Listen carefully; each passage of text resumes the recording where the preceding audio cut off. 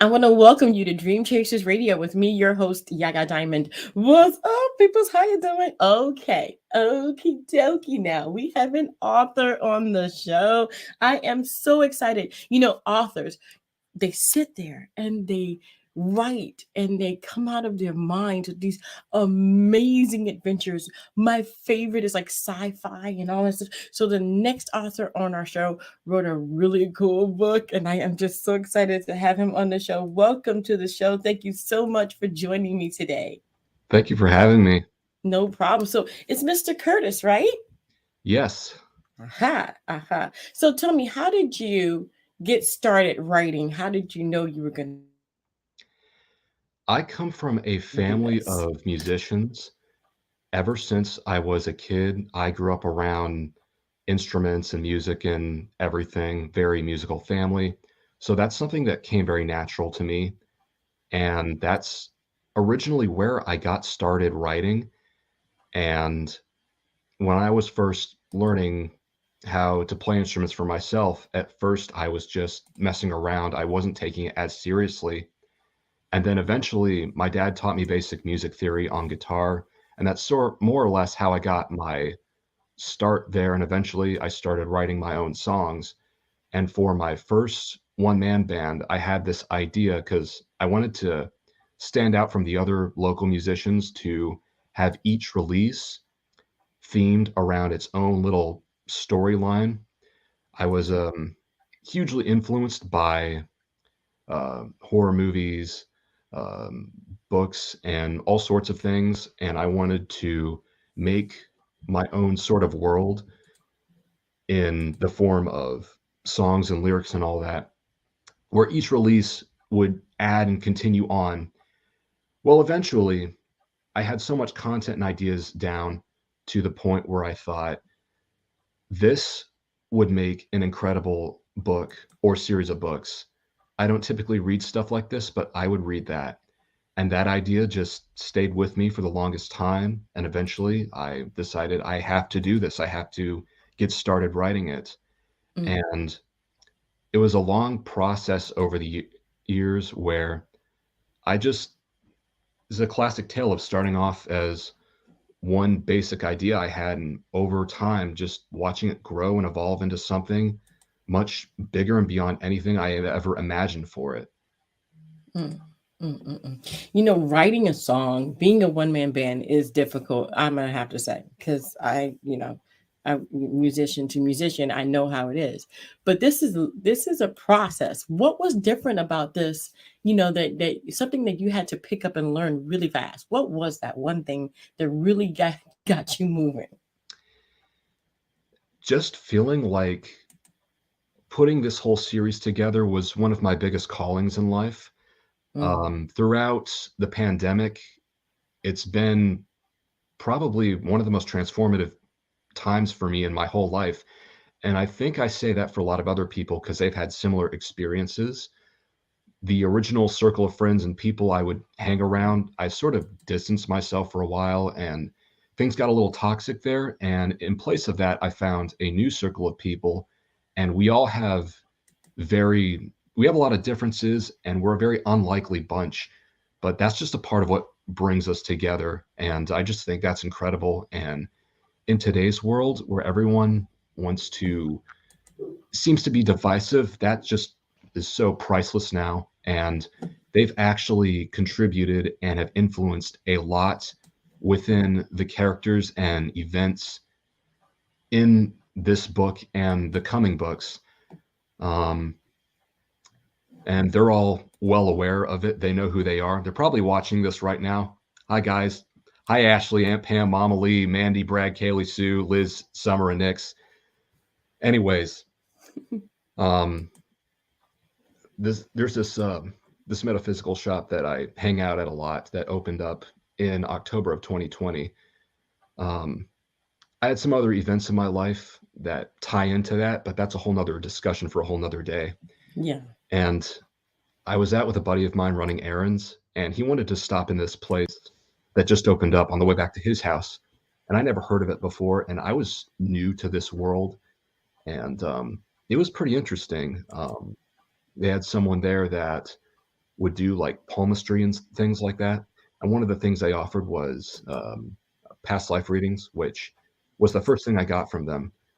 And I never really thought anything of it, but we go in and we go through the motions and everything. And then she's writing it out and then she gives it to me to read. And so I'm reading through it and I realize this is eerily close to a book I'm writing. And that book is, of course, the one I'm talking about today, Vampirus, which is also my first major novel. Mm. And that little event affected me so much to the point where I went and made everyone at that shop a character in the book. And it's neat. You know, they have little events that I go to a lot, and we've all grown real close together, and it's massively influenced how I write this series so much it's unreal. Mm. And it's all a bunch of people and places and experiences that I never saw coming. And I just think that's a neat thing. Wow. I was going to ask you if this is a mirror of something that has happened to you, but obviously you already answered that question. You know, it is amazing to me how life can parallel something that you're going after, a book, a song, something like that. When you look at the book, who is the closest to you? That's hard to say because a lot of the protagonists and the main characters Mhm. they take on massive roles in this. Whether it's the two main characters, Benjamin Priest and Andrew Squire, which are sort of like two sides to my personality. There's Benjamin, who is the more rebellious, and he's willing to go out of his way to do whatever he feels is necessary to better his own self and people in his life that he's on good terms with, even if that means hurting others in the process. And then there's Andrew, who is sort of like a lifelong friend of his, and he follows him around and always feels reluctant about whenever he knows something bad's about to go down. And he's more quiet and reserved, whereas Benjamin's more of the extroverted type of person. And I've noticed recently there's those two sides to me. For a long time, I was more of an introverted person, and that's just how I grew up. But then now, with where I'm at in life, I find the more extroverted side to me starting to come out. So basically, this whole book and this whole series is more or less a reflection of the world I grew up in and the people in my life and events that I've gone through. And speaking of mirroring events, it's just like the very beginning quote I placed before the first chapter: the truth is in fiction, hiding in plain sight. And it's just like any other form of media, it's very reflective of where we position ourselves in the world and like governments and just anything and everything for all that matter. Mm, mm, mm, mm. It is amazing that you have put yourself in so many different characters. What about a sequel? I mean, are you ready to really give these characters up? Have they become somewhat of a personal family to you? Um, well, in a weird way, the real life versions of them already are, of course. But just seeing the character arcs in the first book, I've been beyond ready to start writing the sequel Mm, as well as all the others. I have very clear and solid outlines for each book, and I'm constantly adding to them every day. And to add even more to that, I'm typically not one to brag about my future endeavors, but I have been in talks with a film producer from my state who personally told me that if I can turn the books into screenplays, then she would make it happen. And I do know a thing or two about that because I have gone to film school for a couple years. So I got a lot of uh, achievements and goals to go after under my belt, and I'm just loving every minute of it. This has been one exciting journey I've been on. Wow. Congratulations on that. What would it be like to see your book on the major screen? It would be a dream come true. I'm already thankful and privileged to have a network of people in high places that have helped to boot catapult me to where I want to go. But I think an even bigger question would be, what's after that? Am I going to Mm, continue just sticking to books? Do I want to go to just screenplays? There's a whole endless number of roads to go down after that. So there's no telling what I could be doing years from now. I could add even more books than what I originally planned, or I could eventually end off the series because I do have an end to all of this mhm, that um, stops at a certain point. It really is a matter of time and what I'm doing in the future. mhm, mhm. If someone were to ask you, what is your book about? What would you tell them? It's about a lot of things. It's about personal struggles that some people could personally relate to, that hits close to home with them.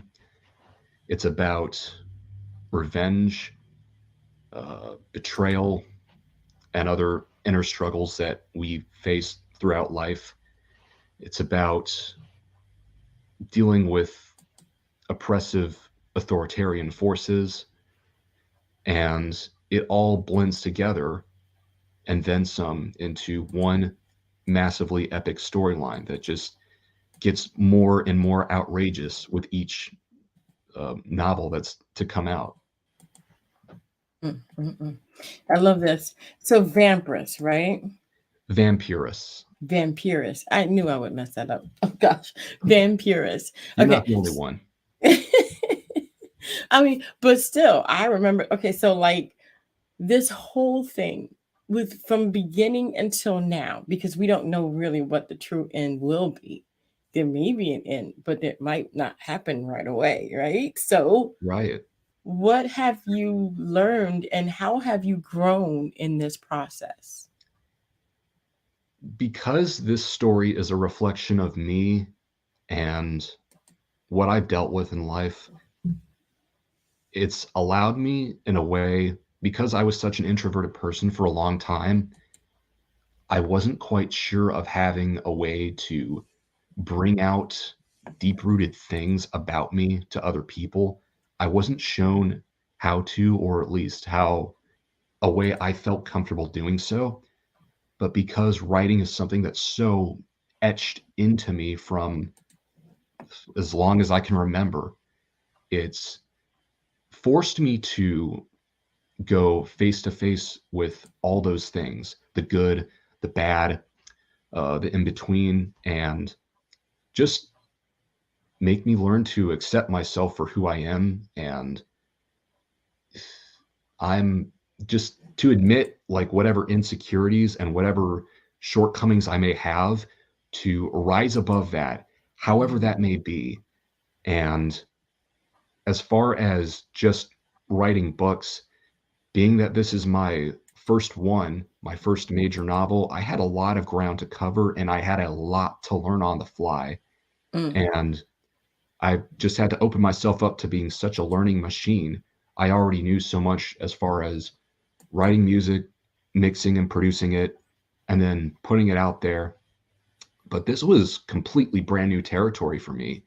And it was kind of nerve wracking, kind of scary, but just like anything we're new to in life, the first whatever we do is always a bit nerving. So yeah. I just had to push through it. And now that I have the support and the people that I do and the vision that I have, I'm more excited and I have a lot more relief and confidence since I know where I want to take the story and what I want to accomplish with it and how I want to impact other people, because that is much more important and is much uh, more essential than just coming up with an epic story just for the sake of it. Because some people, they'll write a nonfiction book to make people think about a certain way, to try to plant an opinion or an idea into someone's head. I have this personal belief that if you can take a work of fiction and you can work some message you want to get across that way, this is why film is so effective in making people think the way they do, because that's exactly what that is. And this is what I'm trying to do here. Mm, mm, mm. What would you say as an author is the support system that you need? Because you mentioned a little bit earlier how you had to kind of, revamp your friends, revamp your life, get that support system going, and there wasn't found in certain areas of your life, so you had to kind of switch up. What do you say to those friends who have, a writer friend? What should they do to help them? How should they be supportive? Well, the best thing, because not everyone is going to be as lucky and privileged to finding connections and people in high places. But one thing anyone can do, and this is a fact, they can reach out, they can step out of their comfort zone, they can go talk to people that are levels higher above them, because in turn, that's actually going to raise them up to their level. It's just as the old saying goes, your network is your net worth. Mm-hmm. And I tell those guys, I tell my support group almost every time I see them how thankful I am to have them in my life.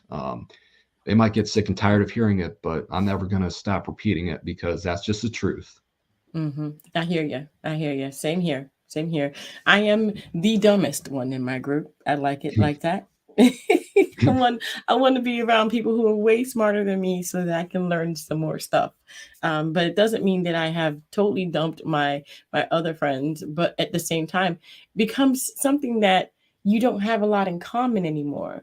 Did you find that that kind of happened during this process? um, you know what? It kind of did. It's just as I said in the beginning of this, with my circle of people, it's our differences, which is one of the biggest things that brings us all together, because we're all so knowledgeable in different areas of life.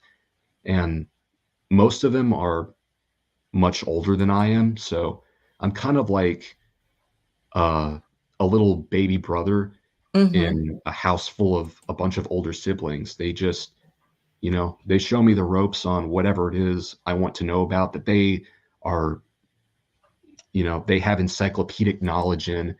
And we're always good to each other. We're always building each other up. We're always pushing each other to do better. And that is so valuable, and especially in Yeah. today's unusual climate.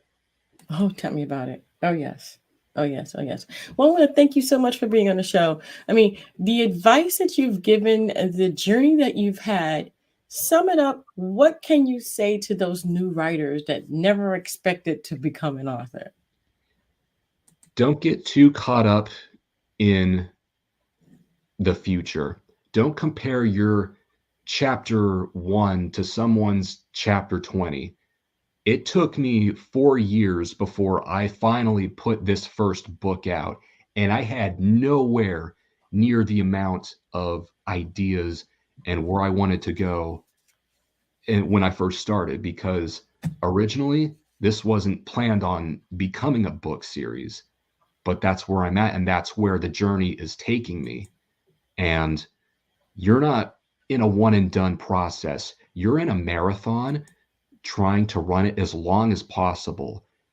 Don't put all these mental barriers in your mind thinking it has to be a certain way, because the truth is it doesn't. No one else believes that but your own self. Mm, So just allow things to happen as they will, and then just take those things and add them to your story or whatever it is you do, because that's where all the best work comes from. mm, mm, mm. You're right. You're right. Thank you so much. I'm amazed at your journey, and thank you for being truthful here. And of course, we have the actual book. I'm probably gonna mess that up again, so you go ahead and say it. The book is called Vampirus. Vampirus. See, I was gonna mess it up. I You're really not was. the only one. Vampirus, but that's okay because the more popular it gets, hey, Vampirus. Yeah. It's but thank you so much for being on the show. People can reach you on Instagram, TikTok, and Twitter, right? So we've been Yes, they putting that can. up. Okay. So Night Walking Freak at Instagram, L.C. Curtis on TikTok, and Twitter is LC Curtis 96. So definitely if you guys want to hook up and follow and like and comment, go ahead into the description box below. That's where we'll put this information so that you can actually do all of that. And then maybe you will want to see and read the book and then wait for the movie. Woo-hoo. I'm excited. I'm excited for you so much. I hope it does. I hope it does. I am like the number one person in everyone's corner here because I know how hard it is to actually do something and go and put it out and say, here, world, and then go. Because Right. that's me. Well, maybe you'll see this on the big screen in a year or so. Who I knows? would love that. That would be amazing. And then I could say I had you at my show. Yeah. There you go. Well, thank you so much, Mr. Curtis, for being on here. I appreciate it so much. And thank you for having me. And thank you. Thank you guys so much for tuning in to Dream Chasers Radio. And don't forget to dare to be different. And until next time, guys, bye. Bye-bye. Hold tight. Don't go anywhere. Let me finish. Okay.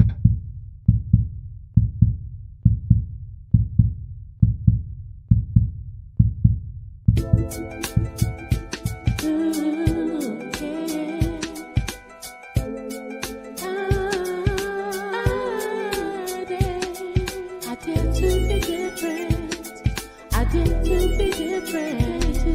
dare to be different. I dare to be different. I dare.